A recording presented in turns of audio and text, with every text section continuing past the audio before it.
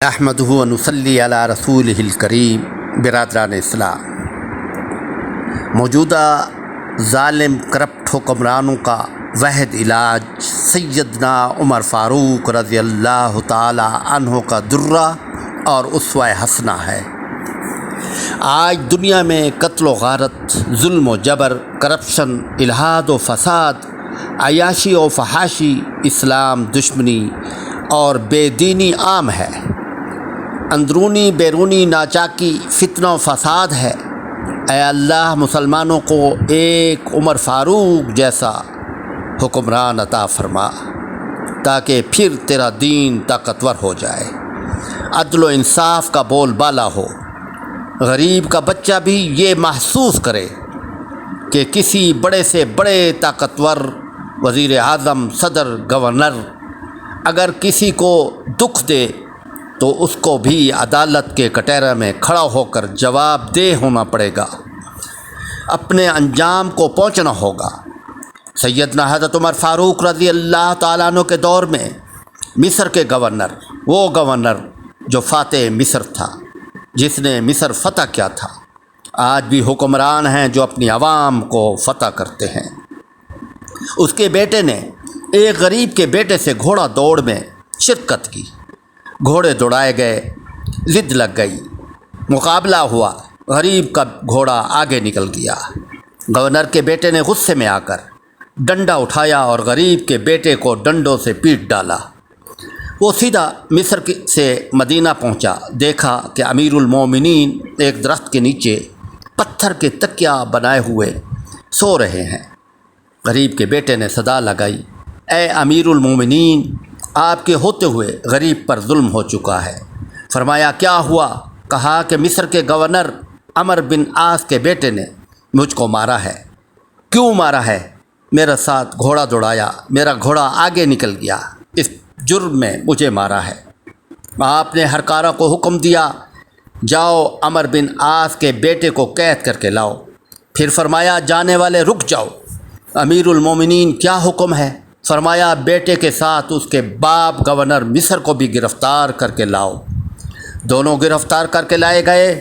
غریب کے بیٹے کو حکم دیا، اٹھو، گورنر مصر اور اس کے بیٹے دونوں کو اس طرح مارو جس طرح اس کے بیٹے نے مارا تھا۔ گورنر مصر کہنے لگے، امیر المومنین، میں نے بیٹے کی سفارش تو نہیں کی، بیٹے نے جرم کیا ہے، اس کو سزا ضرور ملنی چاہیے۔ امیر المومنین، میں نے تو کوئی جرم نہیں کیا۔ فرمایا اس نے جرت اس لیے کی ہے کہ وہ گورنر کا بیٹا ہے، گورنر کے بیٹا ہونے کی وجہ سے جرت کی ہے، اس لیے باپ بیٹا دونوں کو سزا دوں گا۔ گورنر اور اس کے بیٹے نے تعمیل حکم میں اپنی گردن جھکا دی۔ غریب کے بیٹے نے اپنی لاٹھی نیچے پھینک دی۔ فرمایا لاٹھی کیوں پھینکی؟ کہا کہ گورنر نے رب کے حکم کے آگے گردن جھکا دی، میں نے اسے معاف کر دیا۔ ایسا حکمران جس پر مجمع عام میں اٹھ کر اعتراض کیا جائے، اس کی پیشانی پر شکن تک نہ آئے، اور اعتراض بھی ذاتی نوعیت کا۔ سیدنا عمر فاروق رضی اللہ تعالیٰ عنہ خطبے کے لیے کھڑے ہوئے۔ ایک بدو نے کھڑے ہو کر کہا، نہیں سنتے آپ کا خطبہ، نہیں کرتے آپ کی اطاعت۔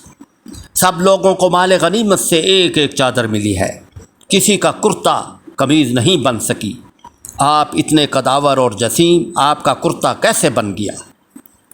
امیر المومنین بھی وہ جو 2.5 لاکھ مربع میل پر حکمرانی کرتے تھے، روب دبدبہ جاہ و جلال کا یہ عالم تھا کہ کیسر و کسریٰ جیسی بڑی ریاستوں کے حکمران آپ کے نام سے محلات میں کانپتے تھے۔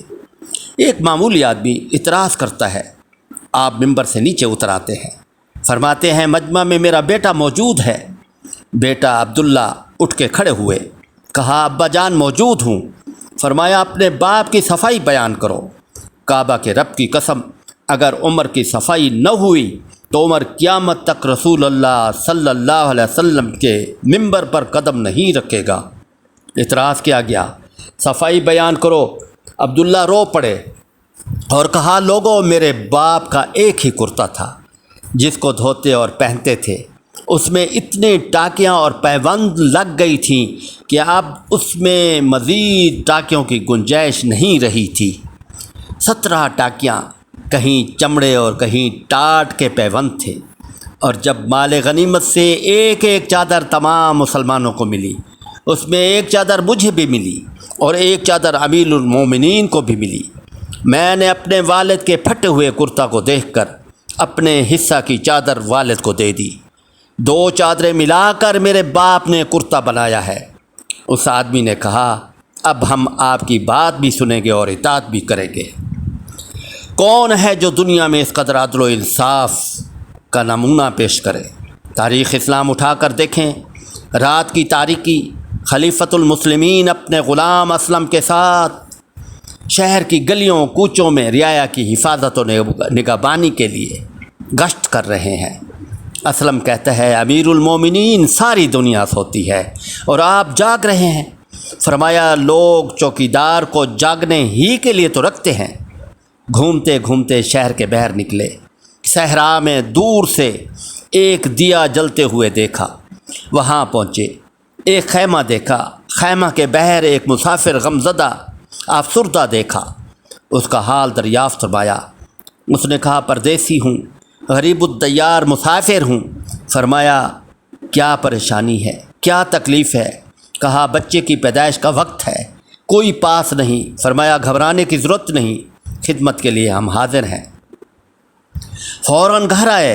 अपनी बीबी उम्मे कलसूम। कौन उम्मे कलसूम? सैयदना अली कर्रमल्लाहु वजहू की लख्त जिगर, सैयदा फ़ातिमातुज़ ज़हरा की जिगर गोशा, सैयदना इमाम हसन और इमाम हुसैन की हमशीरा मोहतरमा को उठाया और फरमाया, ऐ उम्मे कलसूम, आज नेकियां समेटने का वक्त है। आओ एक अजनबी मुसाफिर की बीवी की तिबारदारी करें।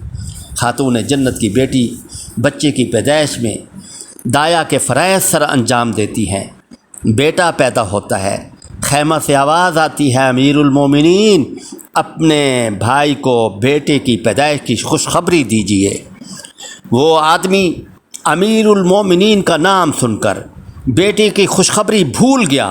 लरज़ने लगा कि जिसकी हैबत रोब दबदबा से कैसर व किसरा के शहनशाह कामते हैं, वो अपनी अहलिया मोहतरमा को मेरे घर ले आया। अर्ज़ किया, अमीरुल मोमिनीन, मुझे माफ़ कर दो, मुझसे गलती हो गई। फरमाया, उमर फ़ारूक को लोगों ने नौकर इसलिए रखा है कि वो गरीबों, मिस्कीनों, यतीमों और बेवाओं की खिदमत करे। यह है इस्लाम का निज़ाम अदल, खिदमत खल्क़ की एक झलक। इसके बरक्स हमारे नाअहल हुक्मरान की करप्शन और नाअहली की वजह से आए दिन बिजली, पेट्रोल, गैस के बिलों में इंतहाई ज़ालमाना इजाफ़ा, कमर तोड़ महंगाई ने आवाम की ज़िंदगी अजीरन बना रखी है। हमारे करप्ट हुक्मरानों, बैरोक्रेट की बिजली फ्री, पेट्रोल फ्री, बंगले फ्री, सैकड़ों की तादाद में नौकर चाकर, फ़ौज दर फ़ौज, वज़ीरों और मुशीरों और दरबारों की बर्थी आवाम को ख़ुदकुशियों पर मजबूर कर दिया है।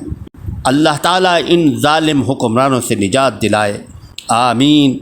दुआ है कि अल्लाह ताला सैयदना उमर फ़ारूक जैसा हुक्मरान अता फ़रमाए जो दीन दुनिया में पाकिस्तान का नाम रोशन करे, आमीन।